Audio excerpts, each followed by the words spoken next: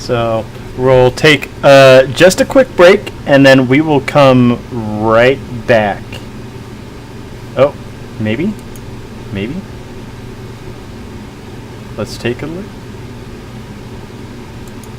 Okay, yeah, we're going to take a quick break, and we'll come back when this is about to get started.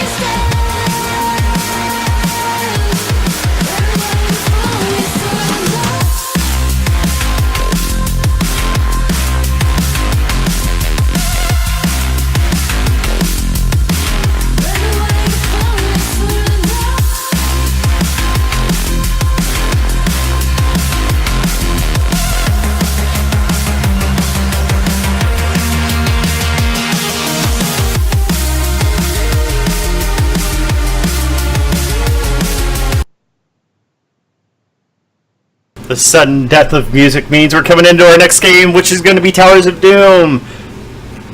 But it's not Infernal Shrines. Yeah. I like something different. I like map variety. Map variety is great. And Towers of Doom is always a strong map for people who are good at it. It's one of those maps where some teams really seem to excel at it and have a good way of approaching the map. I'm not one of those people. Yeah, we've had success from time to time, but yeah. Looks like DBSS is hovering Malthael for their ban. Obviously Malthael being the target of a lot of bans in this, because this is all... Yeah, I mean... Excuse me. This is still the age of Malthael, even with its recent changes. Yeah, this is, you just don't want to deal with Malthael. He's still, like, even with his recent nerfs to his trait, it's still... He's still incredibly strong. He just... And with double tank being as meta as it is right now, it's just not something you want to deal with at all. Definitely. He's too good at shredding tanks for that to get through. And I fully expect to see a Genji ban here for other reasons, but boils down to the same thing. Genji's pretty broke. Genji is indeed pretty broken. They seem to be debating it, though. Just taking their time, planning out the draft, playing it cool.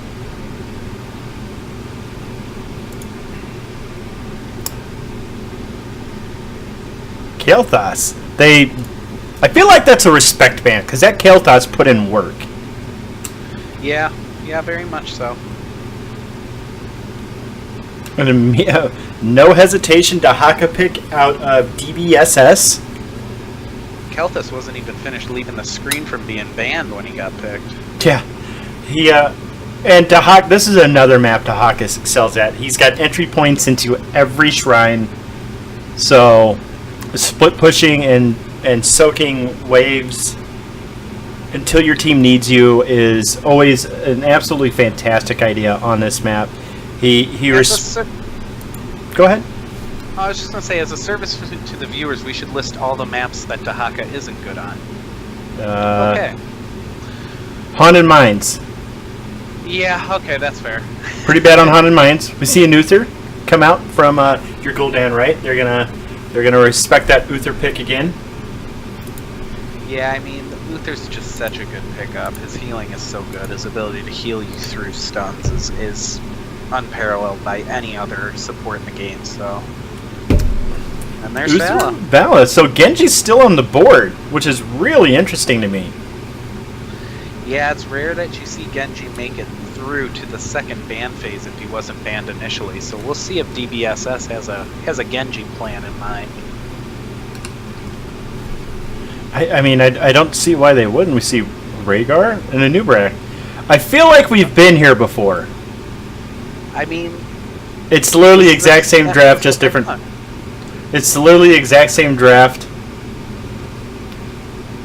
I believe it's the exact same draft. Yeah. So far. Different orders. Yeah, definitely different orders, but that's why they make the swap phase. To be fair, that Rhaegar paid dividends. Yeah, no, he hit some clutch ancestrals. Obviously very familiar with the character, so... Doesn't surprise me to see him get picked again. And he is a good counter to Uther. He plays Uther's game almost as well as Uther plays it. He just doesn't have the ability to really heal through big burst damage so much. He kind of reacts to it. Right, and I was corrected. Yeah, that's what I was thinking. Dahaka was on the other team. So we see a Greymane ban. Again, Greymane, great pick, great ban. There's nothing wrong with banning the Greymane. I gotta think they're gonna ban Genji here, because if they were gonna take him, they would have took him there. You can't let Genji go through to the other team when they got the next two picks up. Yeah, but the other team is still... Well, they've got two picks, so they could pick a... There's a lot of wiggle room the other team has. I'm actually kind of agree with you. You should probably ban that Genji out. If I'm on Guldan, your Guldan, right, I go, okay, last game didn't really work for us the way we wanted to. We need somebody who can make an impact. And if Genji makes it through, I think Genji is that character. They just gotta have the player who knows him. Yeah, but obviously, you can't take Genji if no one on your team plays him. That's fair, I suppose. We see the Arthas ban coming out of DBSS. So... which is a smart ban. Arthas is just short of Dahaka tier right now in terms of tank strength. He's incredibly tanky, incredible amounts of lockdown. You don't have to be good with Arthas to get stuff done with him. And that's why we won't see him. I expect to probably see Stitches on the side of your Guldan, right? Stitches is right up there as well, and they showed that they had some really good hooks on their team. So I'm surprised actually that they didn't ban Stitches there, seeing as how they got hooked so many times in the early game. Tassadar And Stitches. there he is. Ooh, Tassadar this that is... impact guy I was talking about. He's not really as strong as Genji, obviously, but he's very close. His ability to make Vala very, very strong is just part of his shielding abilities and his ability to put out damage, but right behind Vala as well, and obviously Uther will be backing him up. That's a dangerous core for your damage and support team right there. Yeah, and on top of that, with the Uther trait, those shields that go into Vala will last days, especially if she manages to get stunned. So yeah, that's very true. So we're gonna see how DBSS wants to approach this. They still need some big damage on their side. So with the Kel'Thas band, it'll be interesting to see if we'll see Ragnaros again out of them. Seemed to be a very comfortable pick for them, but I don't know how much you want Ragnaros here. taking all the time. Ooh, Cassie and Lily. It's an interesting pickup. I can see what they're doing there, though. They're trying to be very, very heavy on the front line, and in doing so, they want the double support to make sure they're able to sustain those kind of melee skirmishes, and they showed they're not afraid to mix it up. And on top of that, the blinds will be very, very effective on nullifying potential damage out of Vala. Yeah, they really, really responded to the attack damage that they were trying to bring from your Guldan right. On top, I didn't even think about that. That's a double blind pick, yeah. that is, and Lily's blinds will help Cassia with her damage. So that's some really good synergy coming and ideas coming out of DBSS. I like what they're trying to go for. Yeah, strong choices indeed, especially when all you've seen that they've really shown on the other side is we're going to try to do a lot of damage with Vala. Well, you aren't going to do as much if you're blind and you're losing hatred stacks. And Li Ming's a good choice there. She brings a lot of burst damage. You're going to need it. She's not going to be affected by blind. You're going to have to try and blow up that Cassia. I like what I'm seeing coming out of your Guldan right. They have an incredible poke comp. Yeah. They have poked for years on their side, and that's really annoying to deal with when you're trying to channel those towers. So this will be really interesting to see how this plays out. I gotta say though, DBSS had the better draft this time for sure, in my opinion. Their win condition is just so right there for them. All they gotta do is mix it up on the towers and win and take the towers, and they've got the sustain to do it. Uther and Tassadar, while they are good supports, they're not exactly synergized with one another, simply because there's not a lot of sustained healing there. If a shield gets broken through, the hero's just gonna probably get deleted, so we'll see how it ends up working out, but I just feel like when you have that much anti-melee on one side anti-auto attack with the blinds on the one side, where is the damage going to come from? Right. You're Guldan right. So, but let's introduce these teams. Oh yes, I'm sorry. On Dank Broken Shower Society, we have Byronell on Dahaka, Pato on Lily, Bolt Thrower on Rhaegar, Arnold Almer on Cassia, and Bootsy on Anubarak. And on the other side, we've got Tells on Stitches, TX Abaddon on the Li Ming, Sabalicious on the Vala, Lorix on the Uther, and the Dudabode on that Tassadar. And it looks like we're going to have a party in the middle. Yeah, these interesting opening fights sometimes can really set the tone for a match, so it's going to be really important to watch what goes on here. Yeah, and we already see like the incredible wave clear that Tassadar just brings to the table. One psionic storm, and that wave's already dead, and he's just going to come down here and do it again. And I do kind of hope I see Tassadar rotate up mid quickly, because he does take Templar's Will at level 1, and you definitely want to get that finished as quickly as possible. It's a gigantic increase in attack damage and attack range on top of that. So he's going to come back mid. That lane is bottom is already pushed. Lily has to respond to it. Yeah, and it's just one of those things right now where Cassidar's just looking to try and get his stacks going, while DBSS is just trying to control the lanes and not take too much early Cassia damage. eats a hook in the middle, and she just kind of walks away and, here, hold my 65 armor. Right. So You can't see me. you literally can't with Cassia. I like the John Cena joke there. We got a little bit of trading going back between Dahaka and Li Ming. Li Ming getting a little bit of the better of that end of that, obviously, but nothing much going on. Uther's coming up to support her, give her some heals, and it looks like they're just going to try and control this safe temple on their side. Maybe have a big fight over the middle, which is what it's shaping up to be. Yeah, it definitely does. If we go down to the bottom, we're gonna see Parnold Armor trying to channel that. Stitches is trying to go for the hook or something. They're going to take those towers And the team fight. blind onto the Stitches. He almost dies. So much damage coming out. Nubrak does die in the process. Somehow Tells eats a full fend while blinded and didn't die from that.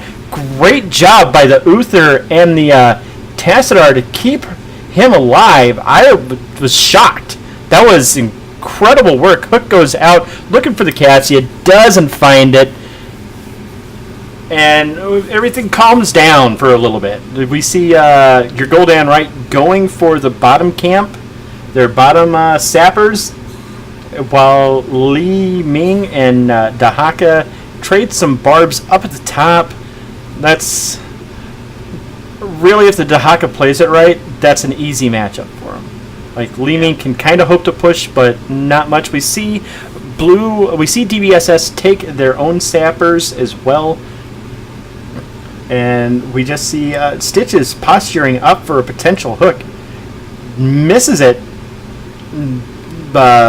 Cassia throws the blind out, goes for the fend, and doesn't land a whole lot of damage right there. Throws the Thunderbolt out, and Rhaegar is like, here, have some healing, everybody.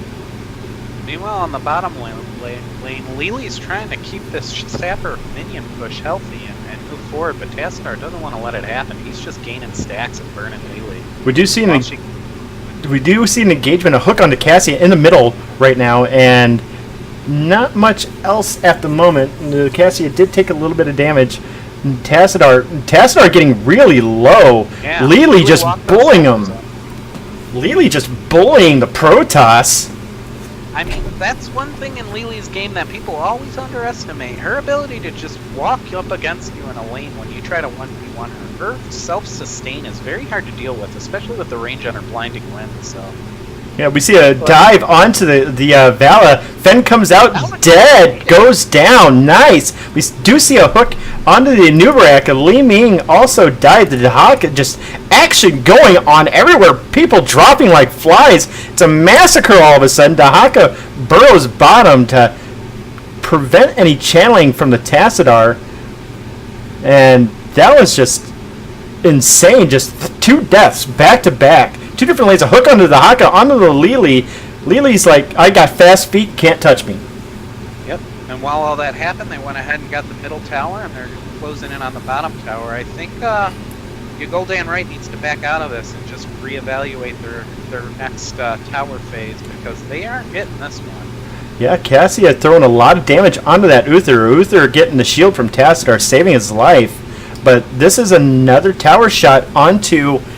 Another 4 shots onto the core of your Guldan right, making it 36-24. Just DBSS just really performing well right now in terms of these tower fights. They're keeping pressure on the map too. That's one of the more important things that people ignore in the early game. If you get some map pressure, you can really snowball things to your way later on in the game. Making sure that you take out the towers and the walls in each lane is a very important part of playing. We do see a common strat that people just overemphasize the bottom lane and just push that out constantly because it's such a...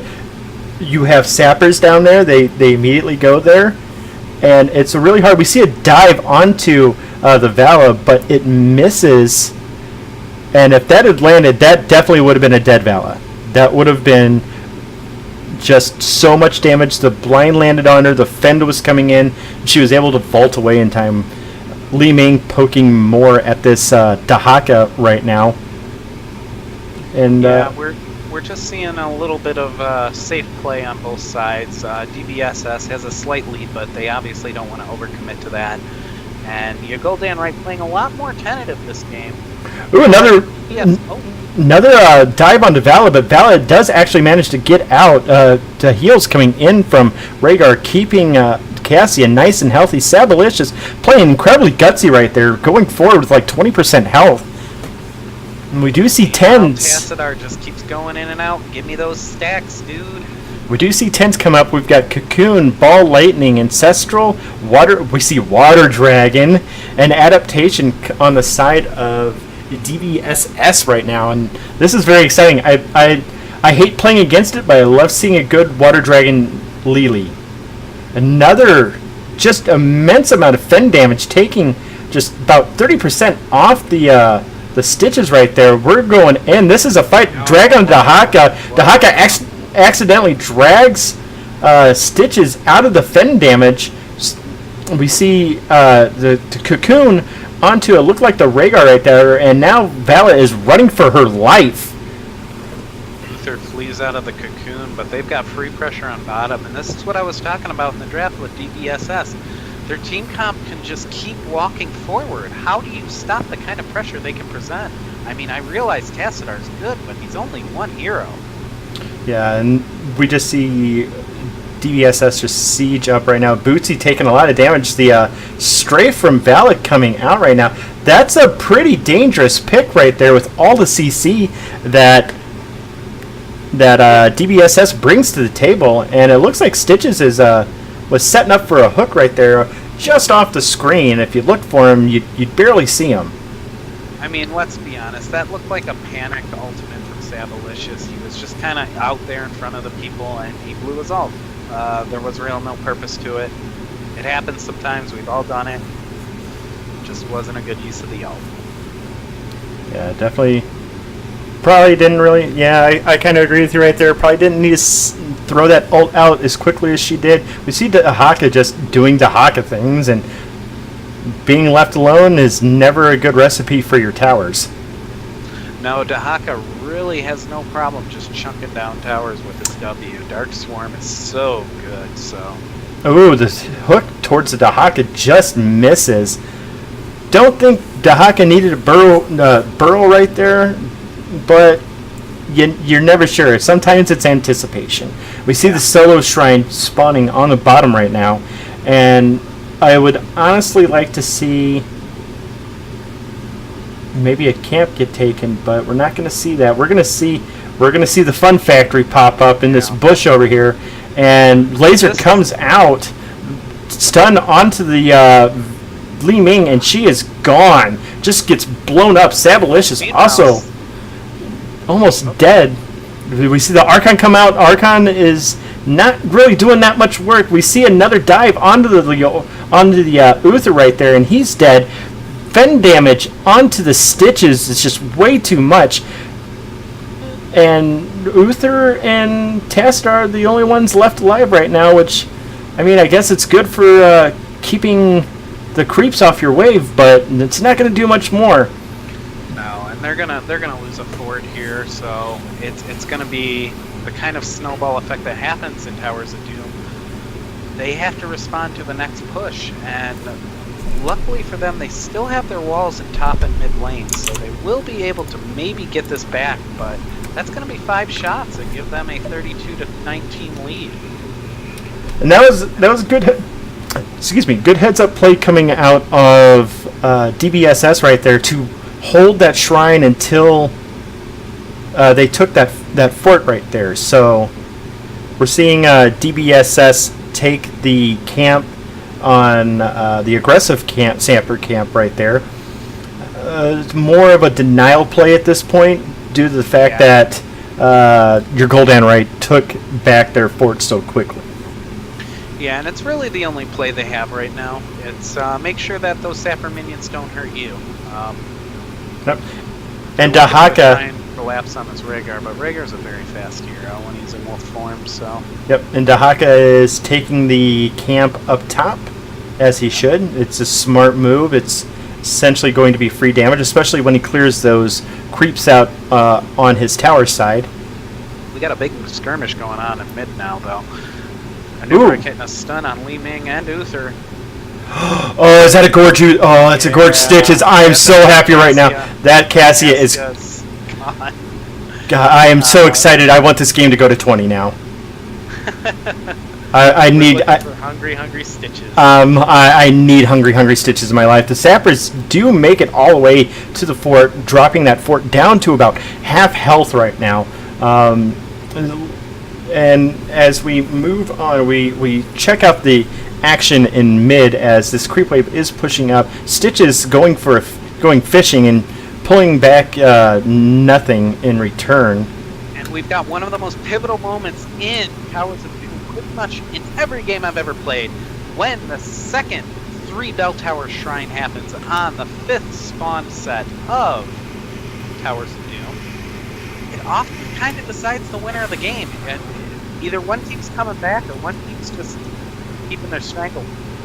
Dahaka is smartly body blocking that hook coming out of Stitches right there. They still aren't able to get the tower just yet. Stitches gorging and then gets dragged, making Cassia actually quite safe. Doesn't matter in the end. They just burn everything onto those two, get the kills, and they're gonna get the aggressive tower right there. Well played out of them. Yeah, DBSS really kind of messed up their commit 3 to bottom.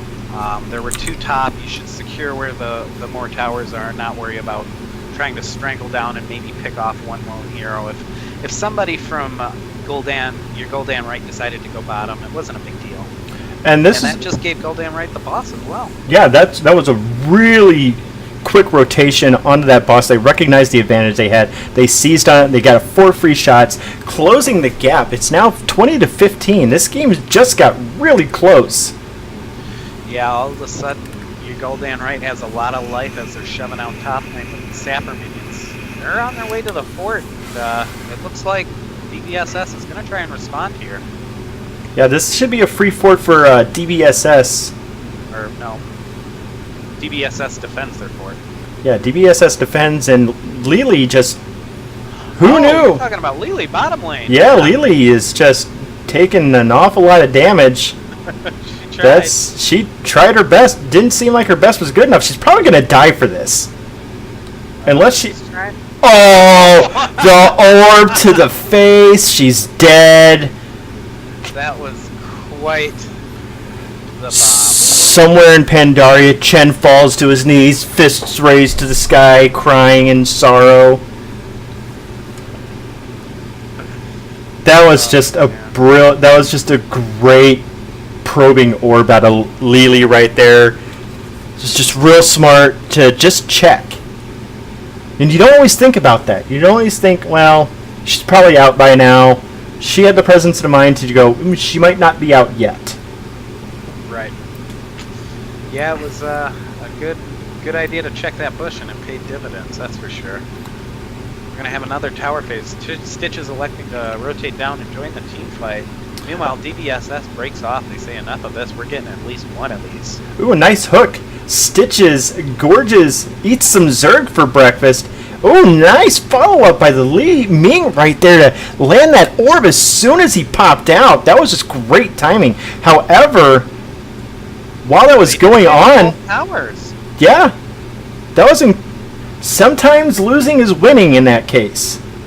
And, yeah, you lost your Dahaka, but on the same hand, you got 2 towers. You got 8 shots. It's now 20 to 7. Yeah, they knew what they wanted there, and it wasn't to try and get engaged in some big team fight, then let the victor take the towers. They were just going to delay and split off and see if they could get them both, and it was a gamble that ended up paying off for DBSS. That was a teachable moment, says the dude abode. Some friendly banter. I hope it's friendly. Ooh, nice stun onto 2. The lightning ball coming out, the water dragon securing the kill onto the Vala. That was a teachable moment. The Stitches is gonna die. It gets Gorge's missed who that Gorge. I think it was leaning or Divine Storm. Nice play. He was trying to fire back, but man, that Stitches just had no way out once he got hit by that web wrap. Yeah, and honestly, what I'd like to see is someone go sneeze on that bottom fort, like those sappers. Yep, there goes the bottom fort. Oh, the tongue comes out. Tassadar going to out of there, but he might still get caught by this Anubarak who's posturing. The bigger problem is... He's got one or two stunts loaded. The bigger problem is these two sapper camps on the bottom are about to go in. So that's 2 shots. That would make this game tower then. Yeah. This bell tower, if DBSS is able to channel it, will win them the game. Yeah, they have to respond, and it's going to be so hard to do that with that bottom tower, that bottom fort not being theirs. Basically, they just need to delay long enough for Lily to grab this tower. Channel. She doesn't really need to be there while the rest of the team just sits there and delays. And this looks like it's going to be a good game for DBSS. They played this very smartly, despite this tough opposition and team fighting from your Guldan Wright. Yeah, Guldan Wright played much better that game. They capitalized. They picked the Gorge Stitches, which I am absolutely a fan of. I love it. Yeah, they had to do something to split up all that sustain that they had, and Gorge was definitely a step in the right direction. It was just, they gave up those 2 bell towers, and that was kind of the turning point.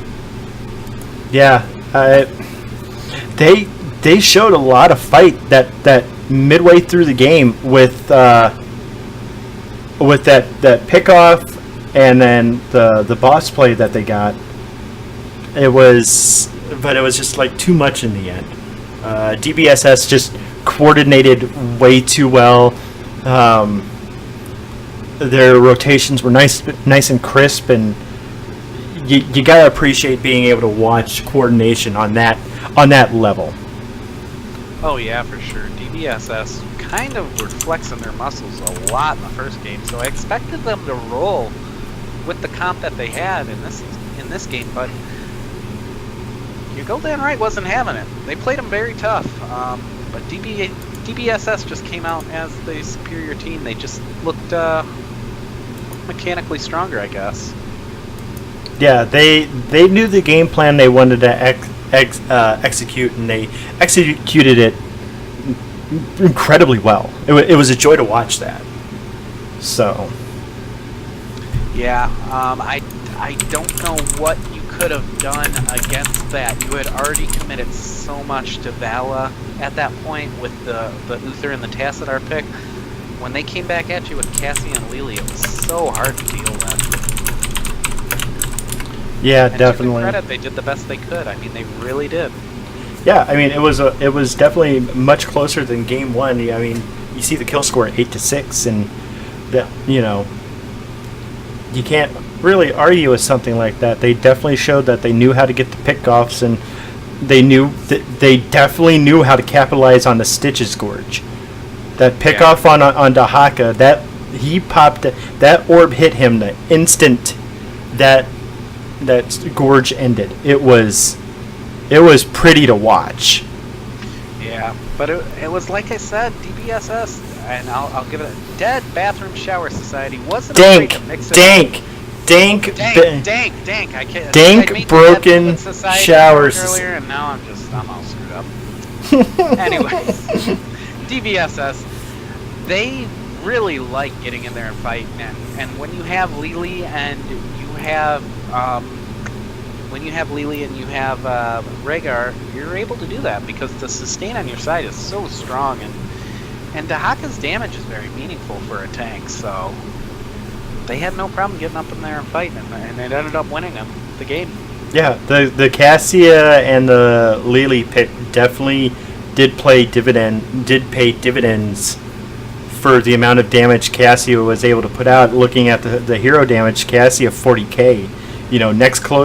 Next closest was Lily with 21, but that was mostly water dragon damage, honestly. Yeah. Being able to throw. And that time she clowned on Who was she clowning on in the bottom lane? I believe that was Tassadar. Yeah, that was Tassadar. Yeah. And people just underestimate Lily's ability just to be a bully in the early game between the water dragon and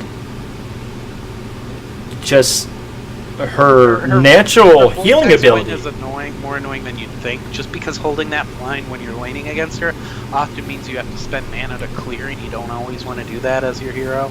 On top of that, she's constantly healing herself and poking you, and healing herself and poking you. It just wears you down. Yeah.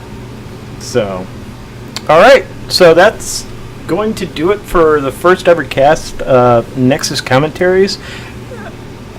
Thank you, everybody who came out and watched the games tonight.